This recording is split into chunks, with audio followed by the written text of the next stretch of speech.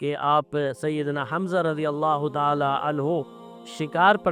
شکار کے شوقین تھے، اکثر شکار پر جایا کرتے تھے۔ آپ شکار پر تشریف لے گئے اور مکہ مکرمہ میں ایک واقعہ پیش آیا کہ ابو جہل نے جناب نبی کریم صلی اللہ علیہ وسلم کو بڑی بھری مجلس میں کئی لوگوں کے سامنے آپ کے بارے میں بد گوئی کی، آپ کو گالیاں دی، آپ کو برا بھلا کہا، اور یہ بات مکہ میں پھیل گئی۔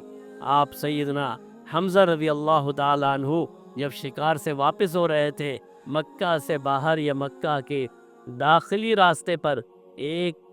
باندی، ایک کنیز کسی کی غلام ہونے ملی اور کہنے لگی، یہ حمزہ تم تو بڑے مزے میں ہو، کبھی شکار پر چلے جاتے ہو، کبھی ادھر چلے جاتے ہو، کبھی ادھر چلے جاتے ہو، اپنے یتیم بھتیجے کا حال بھی پتہ ہے؟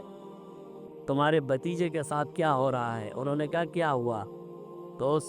باندی نے یہ سارا احوال انہیں سنایا کہ ابو جہل نے جناب نبی کریم صلی اللہ علیہ وسلم کے بارے میں اس طرح کہا، اس طرح کہا، اور سارے سردار سن رہے تھے۔ آپ ناراض اور غصے میں آئے، وہیں سے آپ ابو جہل کے پاس چلے گئے اور آپ کے ہاتھ میں نیزہ تھا یا تیر تھا، کمان تھی، آپ نے اس کے سر پہ ماری اور کہا، اے ابو جہل تو میرے بھتیجے کو برا بھلا کہتا ہے تو آج سے میں بھی اسی کا کلمہ پڑھتا ہوں۔ اور آپ